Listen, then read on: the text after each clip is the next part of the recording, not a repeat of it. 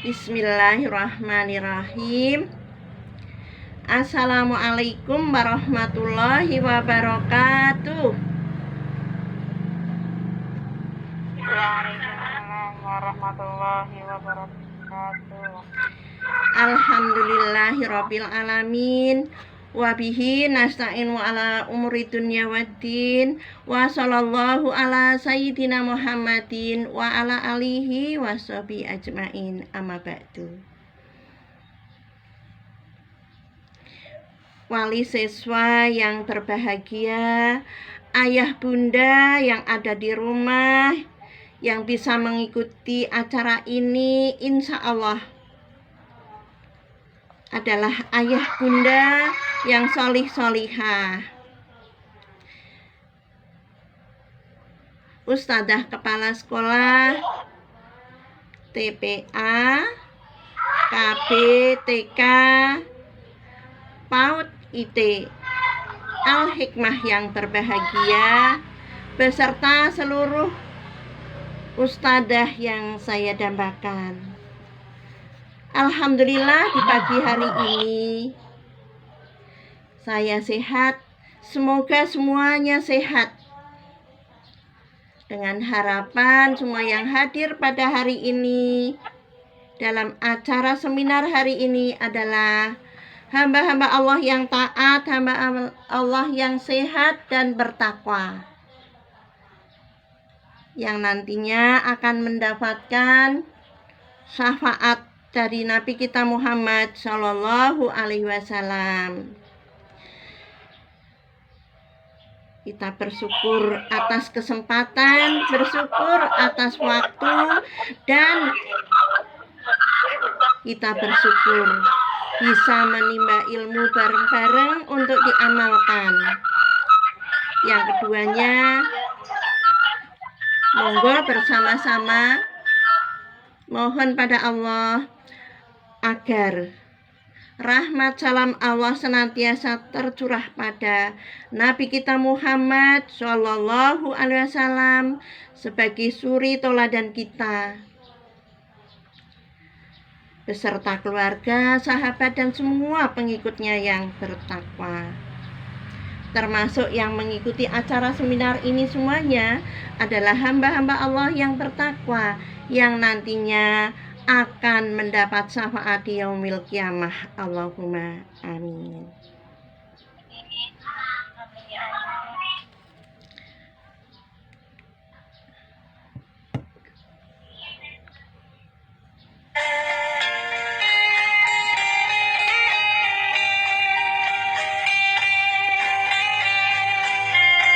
Ayah bunda yang berbahagia, keluarga adalah harapan. Keluarga adalah masa depan. Bersama keluarga raih kebahagiaan. Konflik adalah perbedaan. Kalau dikelola secara baik, konflik akan menjadi motivasi dalam hidup kita. Tapi kalau konflik dibiarkan, menjadi problema besar. Terjadi perceraian, terjadi saling tidak kenal. Nah, bagaimana kabar keluarga kita? Bapak Ibu yang berbahagia, bagaimanakah setelah nikah?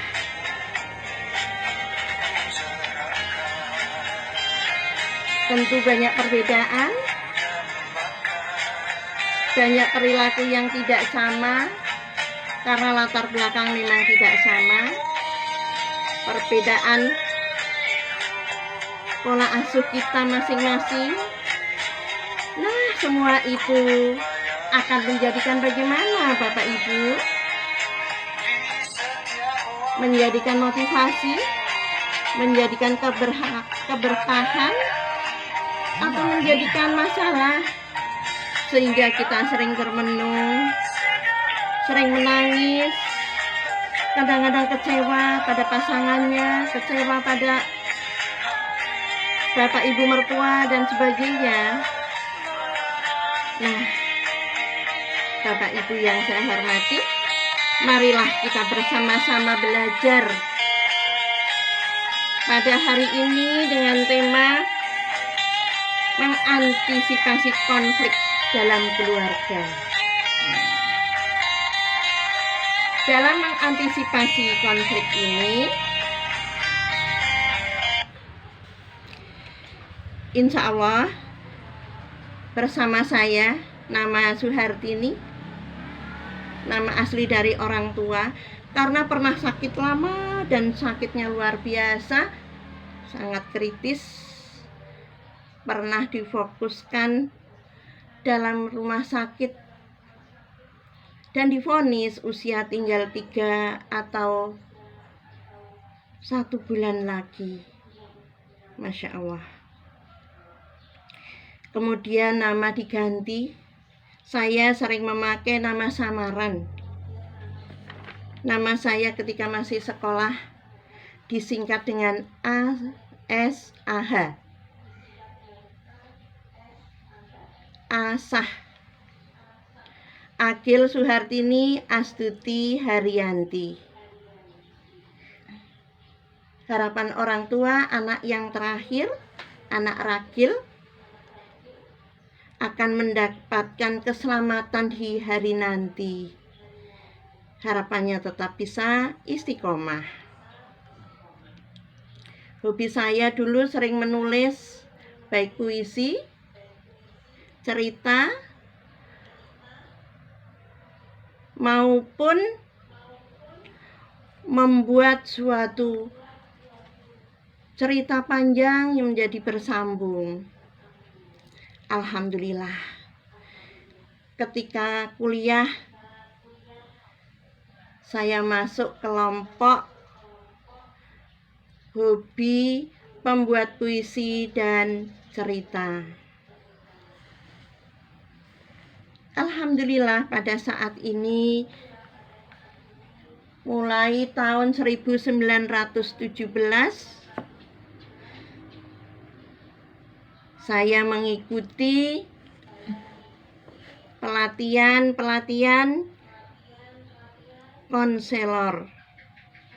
konselor keluarga, konselor anak remaja,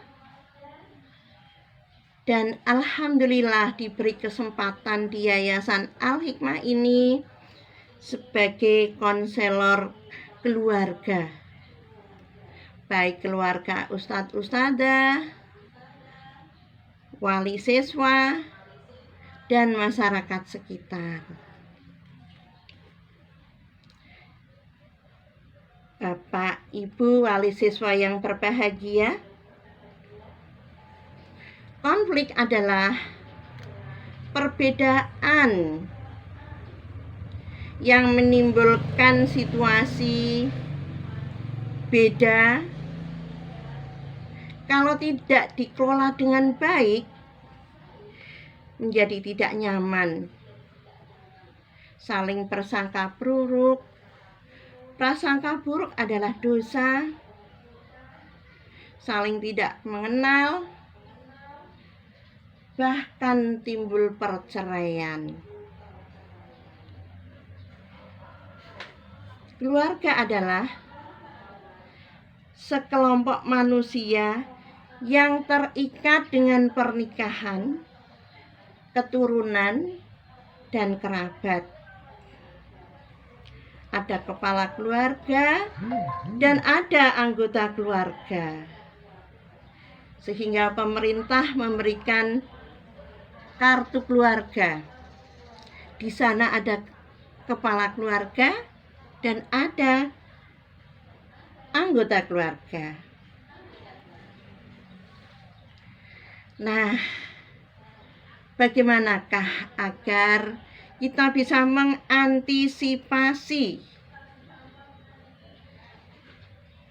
konflik dalam keluarga? 1. ingat tujuan berkeluarga. 2, masing-masing anggota keluarga sadar posisi. Yang ketiga, berusaha mengubah konflik menjadi cinta. Nomor 4, doa dan mohon bimbingan kepada Allah Subhanahu wa Ta'ala. Nomor 3, 4, akhirnya nomor 5, tawakal kepada Allah. Satu persatu kita bahas. Tujuan berkeluarga. 1 adalah melaksanakan perintah dari Allah. Barang siapa yang sendirian, nikahlah, akan kucukupkan kebutuhan hidupnya. Nah, Bapak Ibu yang berbahagia, ketika kita sudah menikah, janji Allah akan mencukupkan kebutuhan hidup.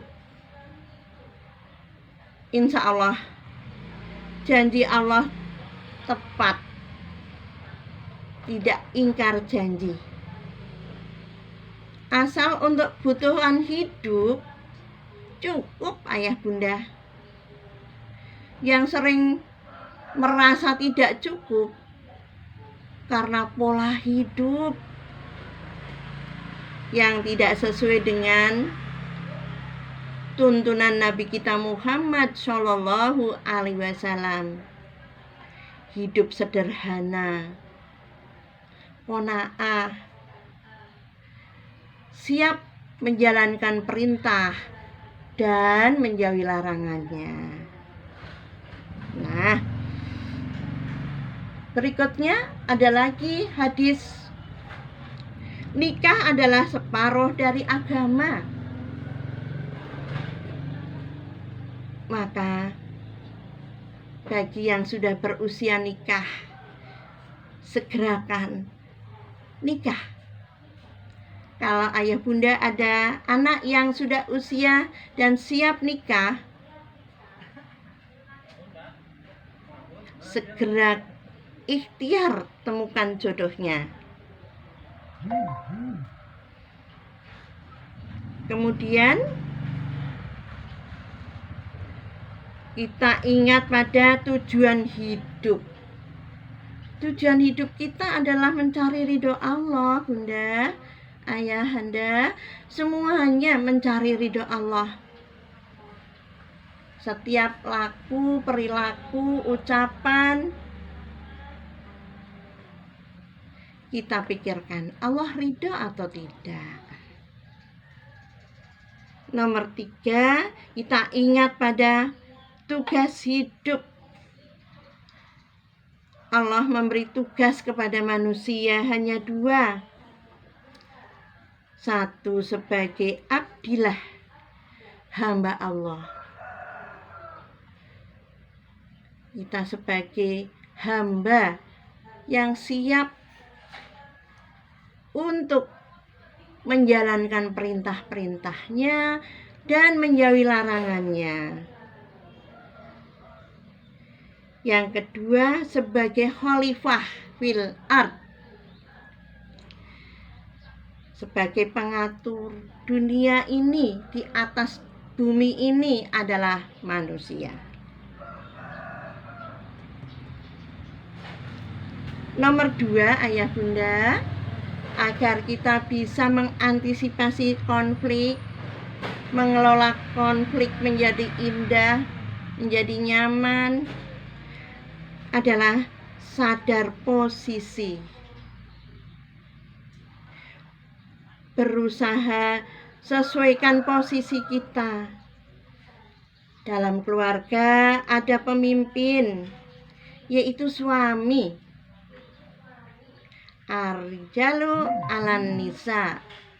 Laki-laki adalah pemimpin wanita.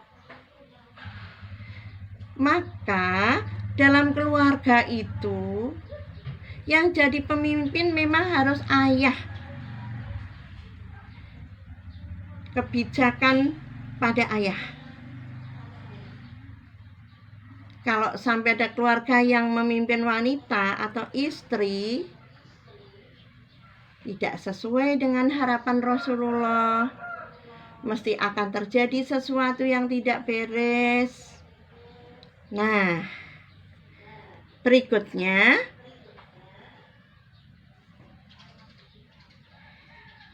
ibu dalam keluarga adalah menteri segala menteri.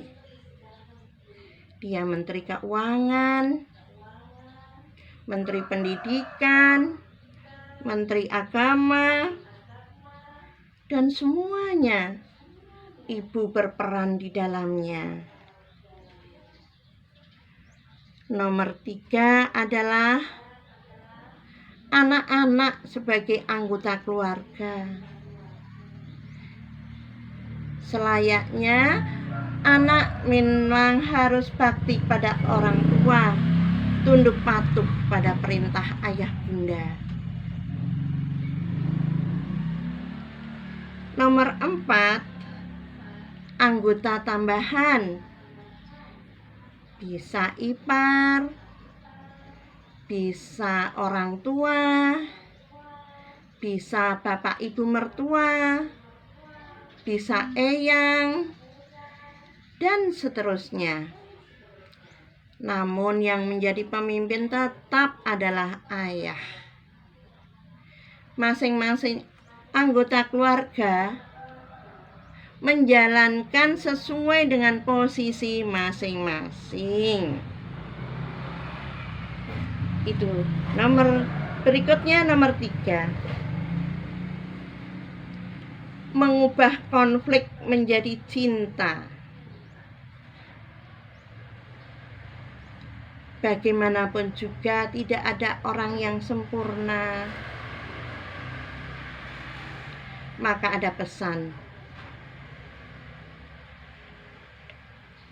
Usahakanlah mencintai orang yang tidak sempurna secara sempurna. Ketika ada kekurangan istri, suamilah yang akan menutup kekurangannya, memberi bantuan, melindungi kepadanya. Contoh, ada memang istri yang gak berani naik sepeda motor, hobi, takut. Suamilah yang siap mengantar, menjemput, dan pelan-pelan mengajari sehingga dia akan menjadi ibu yang berani naik motor. Begitu juga bila ada kekurangan dari suami, istrilah yang harus menutupnya. Istri memberikan kasih sayangnya semaksimal mungkin, melayaninya secara sempurna, sehingga keluarga akan menjadi keluarga yang sakinah, mawadah, warohmah. Nah, dalam rangka mengubah konflik menjadi cinta, nomor 1, mewaspadai bencana pernikahan. Ketika kita sudah nikah, kadang akan terjadi perilaku yang kasar, kemudian menjaga jarak. Nomor 3, membiarkan banjir emosi. Nah, ini sudah mulai bahaya ya Bunda. Karena tidak suka, karena masing-masing ketahuan aslinya. Ayah emosi, ibu emosi, apa yang terjadi? Bertengkar setiap saat. Masya Allah. Nomor 4, bahasa tubuh tidak bersahabat. Nah, ini ayah bunda harus tahu bahasa cinta, bahasa tubuh. Tidak usah nunggu disuruh.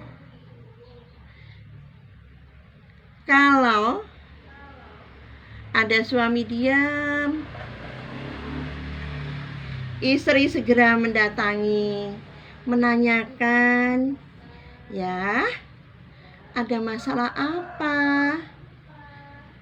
Mungkin ibu bisa loh mencari solusi sehingga suami tidak menyimpan kemarahan maupun was-was maupun ketakutan. Sebagaimana Nabi kita Muhammad SAW begitu pulang dari Gua Hira, baru ketemu dengan malaikat Jibril alaihissalam. Disuruh Iqra, membaca dan membaca. Bergetarlah hatinya, bergetarlah seluruh badannya. Pulang ke rumah, sang istri menjemputnya dengan senang hati, memapahnya, menuntunnya, menidurkannya di tempat tidur. Wahai suamiku, tenangkanlah, engkau adalah orang baik. Tentu akan mendapatkan kebaikan. Kemudian diselimuti,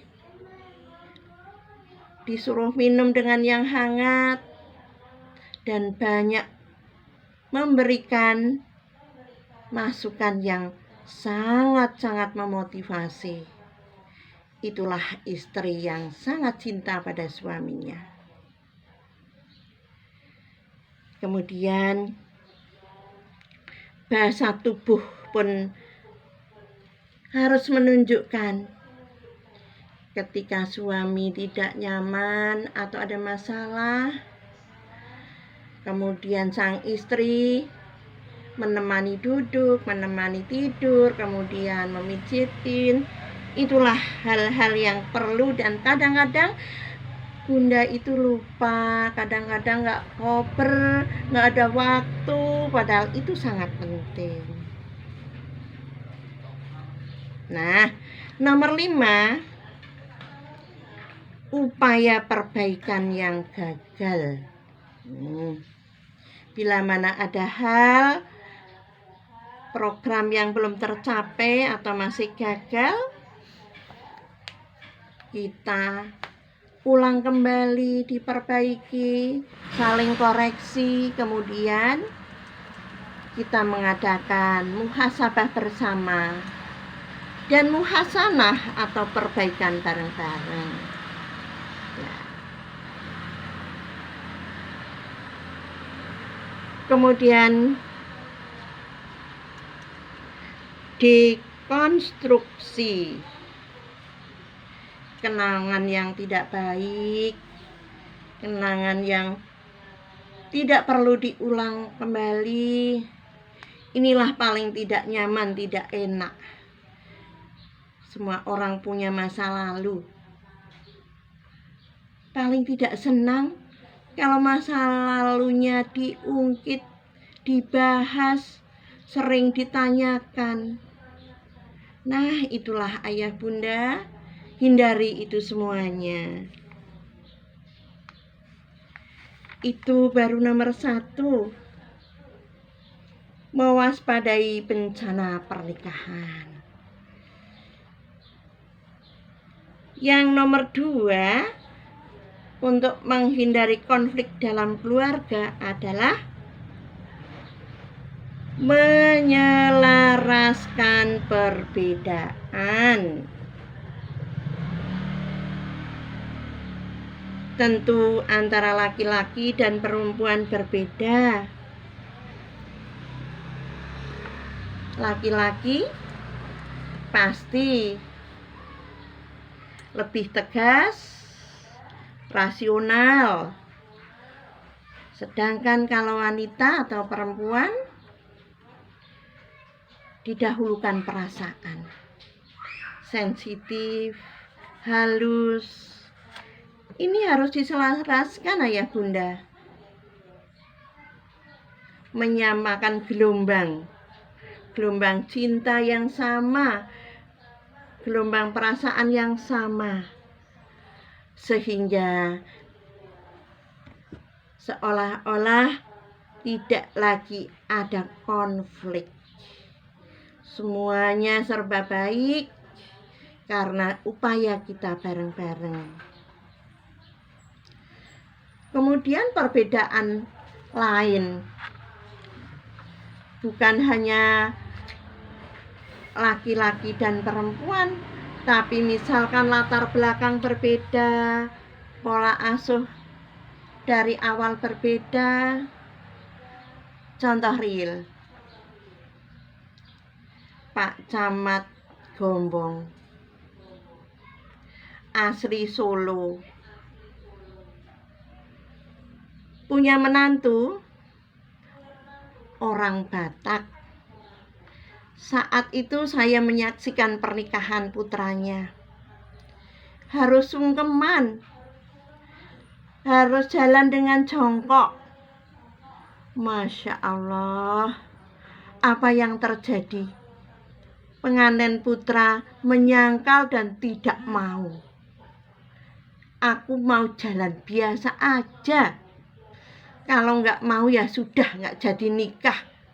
Masya Allah. Akhirnya keluarga besar dari Solo pun memaklumi. Setelah perjalanan waktu, karena perbedaan itu bisa diselaraskan, abadilah keluarga itu. Jadi keluarga yang sakinah, mawadah, warohmah. Kemudian nomor 3, ada 3 langkah manajemen ketidakcocokan. 1, carilah sebanyak-banyaknya, cari yang cocok. Nah, antara suami istri, apa ya yang bisa? Oh, cocok dalam hal hobi misalkan. Mulailah dengan hobi itu. Dengan makanan misalkan. Dari hobi yang sama itu dan makanan yang sama, kita kembangkan untuk berikutnya. Nomor 2, cari titik temu yang bisa disepakati berdua dalam ketidakcocokan. Misal, suami suka kipas angin karena dia selalu merasa panas. Sedangkan istri tidak berani dingin, mudah masuk angin. Apa ya yang bisa diambil? Ternyata bisa, ayah bunda. Sudahlah, kipas angin diarahkan ke suami, ke ayah saja. Biar ibu tidak terkena langsung kipas angin itu. Mudah kan? Cari titik temu untuk bisa dijalankan, ya. Nomor 3, sudah cari ke sana kemari, susah sekali, nggak ada titik temu. Apa yang harus kita laksanakan? Terimalah apa adanya. Itu. Nah, itulah 3 cara untuk mengubah konflik menjadi cinta. Yang berikutnya, ayah bunda. Ya. Langsung pada hal-hal yang harus kita pahami, bahwa menikah adalah manajemen ketidakcocokan. Tentu saja latar belakang suami dan istri tidak sama. Kadang pendidikan tidak sama, pola asuh tidak sama, hobi tidak sama. Nah, dari itu semuanya kita harus bisa memanage, mengolah yang tidak sama itu menjadi indah. Bagaikan warna-warni di dunia ini. Ada merah, kuning, hijau, dan sebagainya. Kita padukan dengan cara yang bijaksana, sehingga akan menjadi lukisan yang sangat indah, sehingga menjadi keluarga yang luar biasa. Serasi, sakinah, mawadah warohmah, potensial, juga siap berdakwah, menjalankan perintah Allah. Nah, kemudian ketika kita memang harus curhat, yang pertama anjurannya, curhatlah kepada Allah. Di malam hari kita sholat tahajud, sampaikanlah semua permasalahan yang ada. Nah, yang kedua, curhatnya pada pasangannya. Diajaklah, ayah ke kamar dulu yuk. Nah, sehingga tidak dengar pihak yang lain, berdua saja. Masalah selesaikan berdua. Tidak mendengar mertua, tidak mendengar anak, tidak mendengar tetangga. Selesaikan berdua dalam kamar, insya Allah akan beres. Nah, kalau itu pun tidak sampai kepada yang nomor 3, yaitu kepada orang yang punya potensi, seperti psikolog, konselor, ustadz atau ustadzah yang bisa memberi solusi. Jangan sampai salah ayah bunda, curhat pada teman lama, nanti salah terjadi. Memberi nasihat, melindungi, akhirnya cenderung pindah cintanya kepada orang yang dicurhati. Na'udzubillah, hindari yang itu. Nah, ayah bunda yang berbahagia, luka jiwa lebih rentan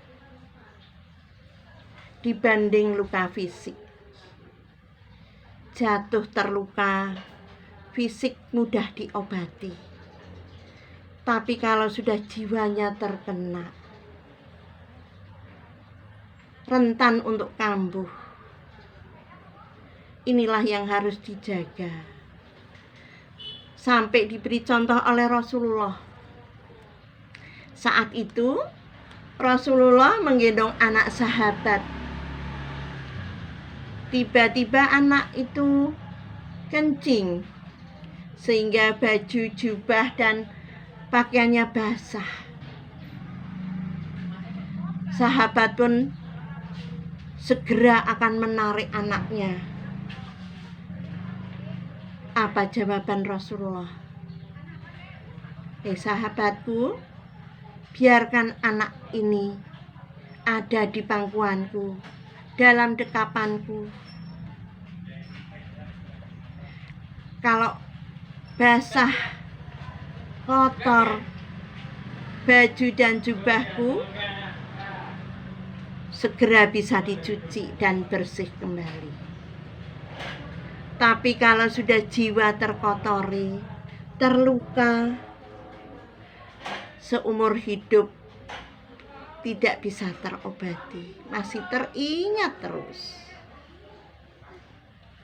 Begitu juga Bunda, ketika buah hati kita, anak kita sedang nenen, minum ASI, jangan sampai diputus sedemikian rupa. Keburu Bunda berangkat sekolah, berangkat kantor, berangkat kerja, menyelesaikan pekerjaan. Berakibat fatal Bunda. Anak itu nanti menjadi anak yang mudah putus asa, menjadi anak yang pesimis.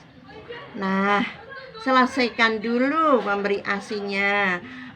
Setelah kenyang, baru diputus secara pelan-pelan dengan kasih sayang. Syukur kalau tertidur, taruhlah di tempat tidur dengan hati-hati, jangan sampai kaget maupun menangis.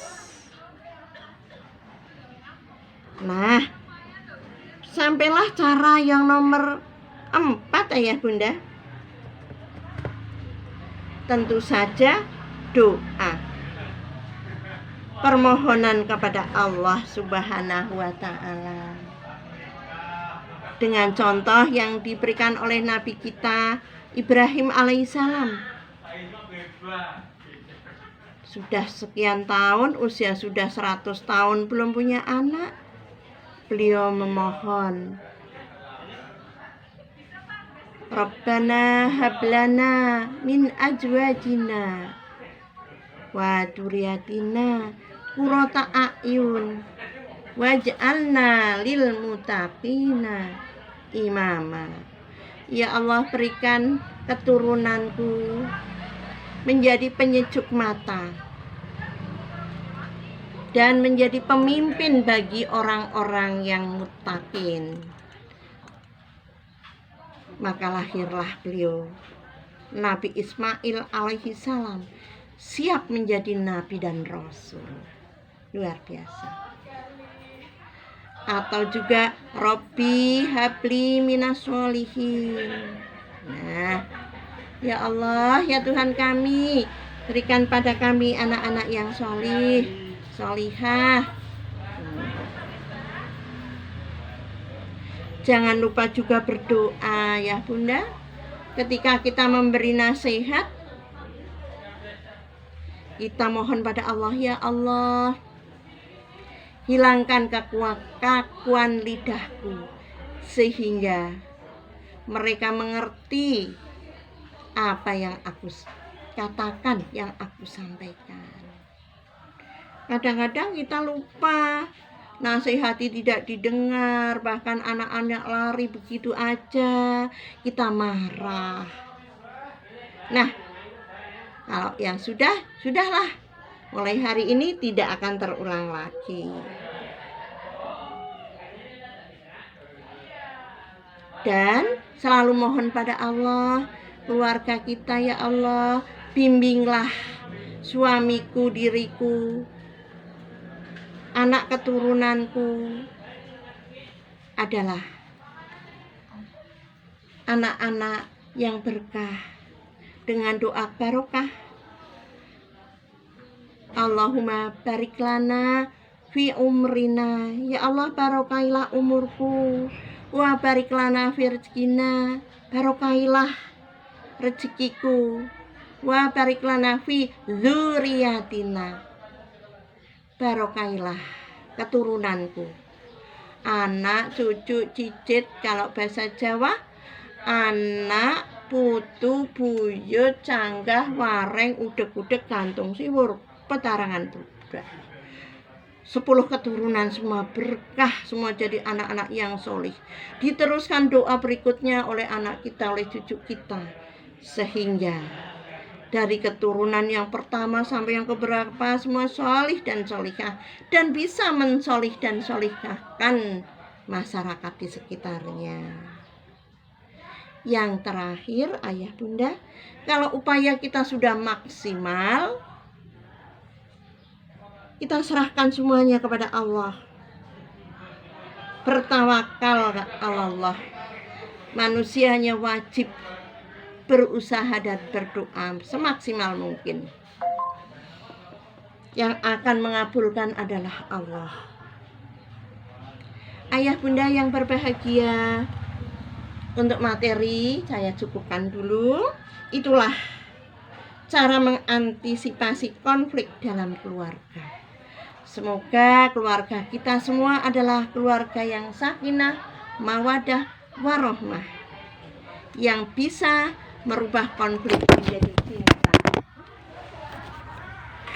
Saya akhiri dulu.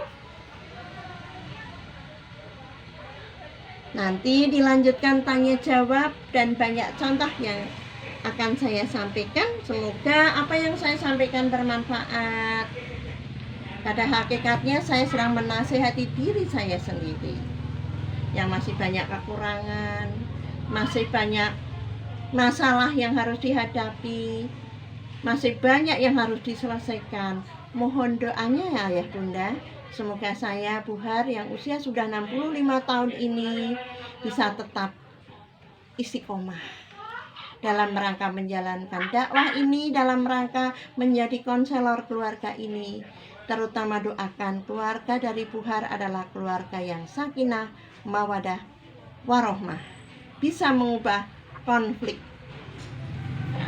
mengubah menjadi cinta, bisa mengantisipasi konflik dalam keluarga.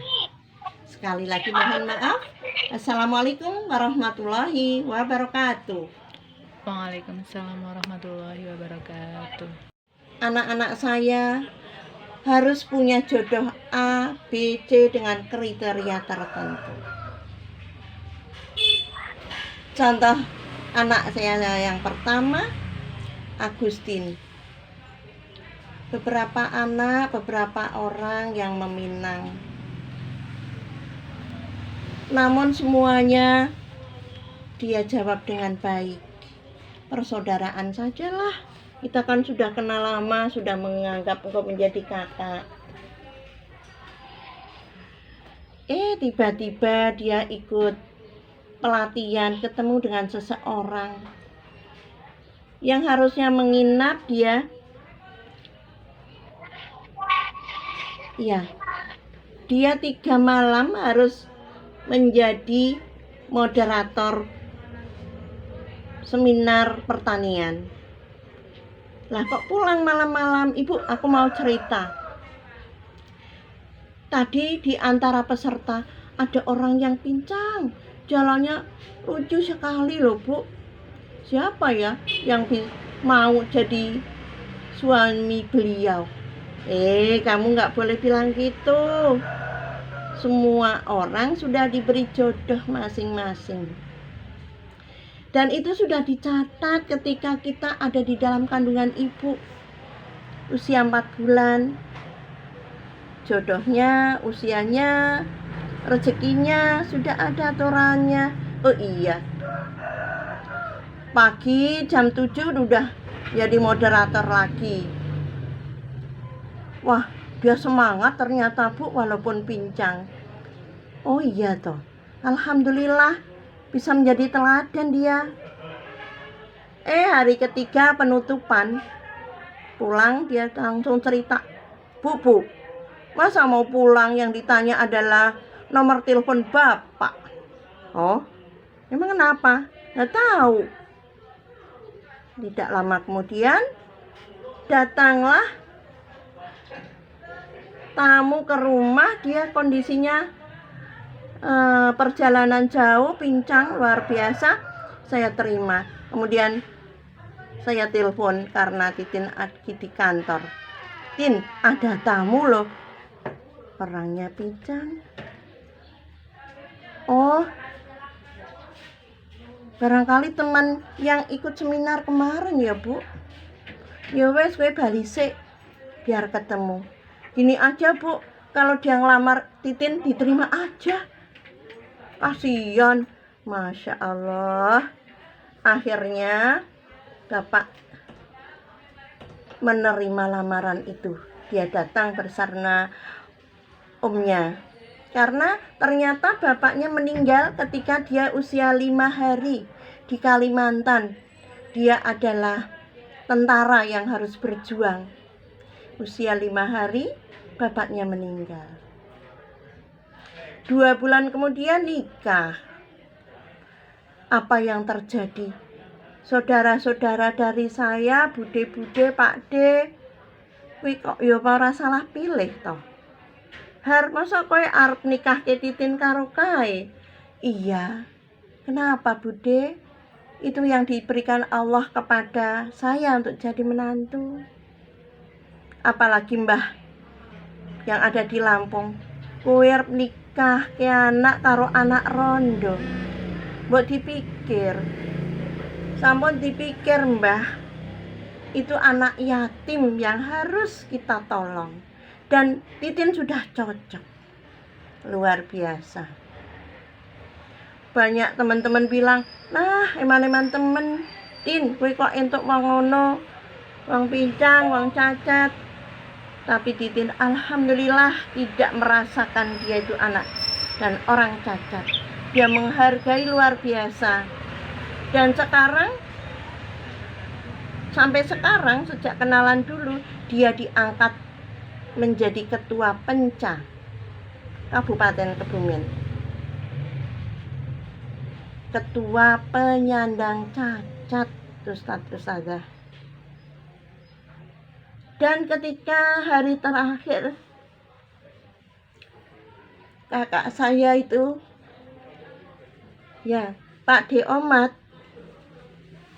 menemui saya malam-malam.